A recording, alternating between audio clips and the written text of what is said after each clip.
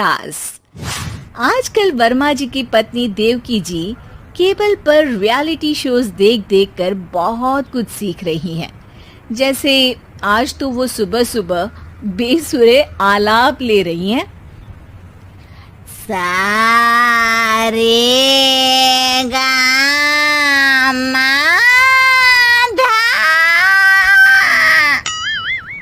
माँ जी, सारे गामा पाधा नीसा होता है।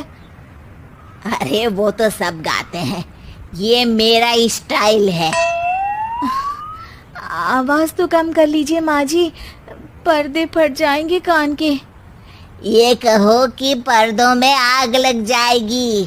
देखना, मेरी आवाज सुन के जज आग लगा देगी, आग लगा देगी, तू तो आग लगा देगी, ऐसा बोलेंगे। सरिता वहां से परेशान होकर चली जाती है और सास रियाज जारी रखती है। सारे गाओ, सारे नाचो। तभी बाबूजी दुकान से लौटते हैं। अरे देवकी, क्यों तानसेन बनी हुई है? कान से खून निकालोगी क्या? अरे क्या हुआ, रियाज तो करने दो मुझे। इसको रियाज बोलते हैं? ऐसा लग रहा है जैसे घोड़े हिना रहा है।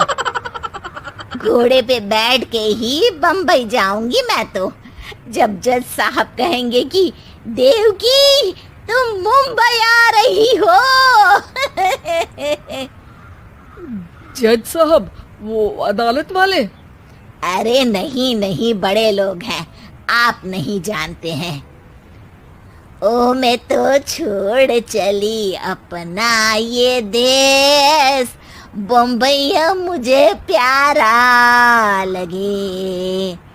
गाना गाती हुई देवकी चली जाती है और बाबूजी अपनी सरफिरी पत्नी के इस संगीत प्रेम की चर्चा करने बहू के पास चले जाते हैं। अरे सरिता बेटा, सुनो तो, ये तेरी सास को क्या हुआ है बेटा? सुबह तो अच्छा भला छोड़कर गया था इसे। सिंगर बनेगी अब वो। सिंगिंग रियलिटी शो में जाने की सुबह से तैयारियां चल रही हैं इनकी। हाँ, अब तो कोयल के सुर मेंढक छेड़ेगा। हे भगवान, सद्बुद्धि दो इसे। इधर बाबूजी भगवान को कहते हैं और उधर राधा रानी प्रकट हो जाती है, देवकी की मोहल्ले की सबसे पक्की दोस्त। क्यों री देवकी, काहे इतना गला फाड़ रही है? कोई चीखने चिल्लाने का कंपटीशन है क्या? अरे ये देख, नया सिंगिंग शो, मैं भी गाऊंगी, हिंदुस्तान के दिलों की धड़कन बनूंगी। अरे इतना बेसुरा गा के दिलों की धड़कन नहीं, दिलों का अटैक बन जाएगी। इससे तो अच्छा है कि ना जी ले। वैसे भी दिन भर मोहल्ले में नाचती तो रहती है तू, कभी इसके घर कभी उसके घर। देवकी को समझ में आ जाता है कि उसका गाना किसी को पसंद नहीं आ रहा। अगले दिन सरिता देखती है कि सास पैरों में घुंघरू बांध के नाच रही है। अरे माँ जी, क्या मंजुलिका बनी हुई है आज आप? अरे नाचने दे बहू, जब तक है जान जाने जहां मैं नाचूंगी। अरे माँ जी, अभी जान निकल जाएगी इतनी जोर से नाचेंगी तो।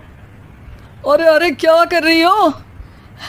अरे दिख नहीं रहा, डांस कर रही हूँ। अरे जैसी तुम्हारी हरकत है, तुमको तो नागिन डांस करना चाहिए। वो भी करूंगी, भांगड़ा भी करूंगी। देखना, जज मुझे देख के स्टैंडिंग ओवेशन देंगे। हाँ, स्टैंडिंग ओवेशन तो देंगे ही, ताकि खड़े होकर वहां से भाग सके तुम्हारा डांस देखकर। अरे कुछ ढंग की चीज करो, ये रोज क्या नया शुरू कर देती हो। सास को लगता है कि उसका डांस का सीन भी बिगड़ गया। अब वो टीवी देख के कोई और कलाकारी ढूंढने लगती है। तभी उसे टीवी पर खतरों के खतरनाक खिलाड़ी शो दिखता है, जिसमें लोग अलग अलग स्टंट करते हैं। बस देवकी को नया काम मिल जाता है। अगले दिन सुबह देवकी डंबल लेकर कसरत करने लगती है। माँ जी, ये क्या कर रहे हैं आप? अरे खली जैसे बनकर खलबली मचा दूंगी। कल मैंने खतरों के खतरनाक खिलाड़ी देखा और सोच लिया कि मुझे वही जाना है। हाँ बस। तभी वहाँ बाबूजी भी आ जाते हैं। अरे इतना भारी डंबल, अरे गिर मत जाना कहीं लेकर। अरे चुप करो, तुमसे कुछ नहीं होता इसका मतलब ऐसा नहीं कि मुझसे भी कुछ नहीं होगा।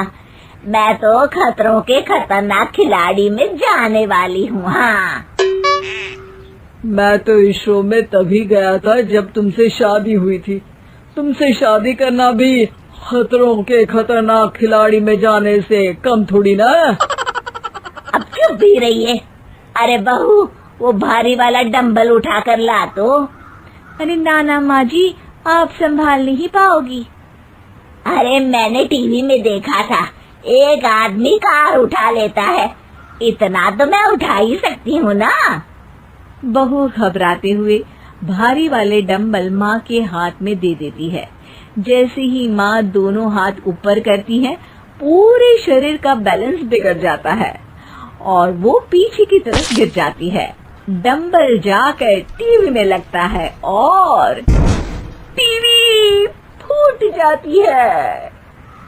माँ जी, उठिए माँ जी। बाबूजी बहुत तेज हंसने लगते हैं।